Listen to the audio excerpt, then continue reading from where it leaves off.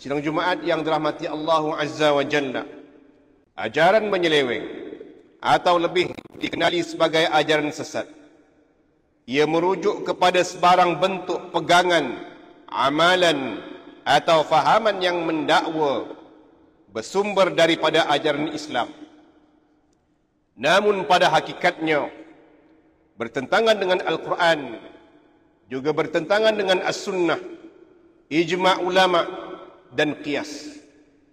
Kepercayaan seperti ini bercanggah dengan ajaran ahli sunnah wal jamaah yang menjadi pegangan utama umat Islam sejak sekian lama. Dalam Islam, kewujudan ajaran sesat bukan perkara yang baharu.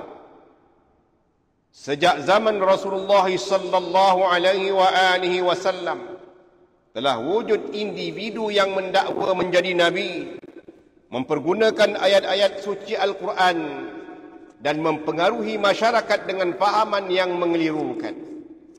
Fenomena ini berterusan pada zaman para khalifah selepas baginda sallallahu alaihi wasallam, memperlihatkan bahawa gerakan yang menyimpang daripada ajaran Islam yang sebenar sentiasa mengambil peluang dalam kekeliruan dan kelemahan masyarakat.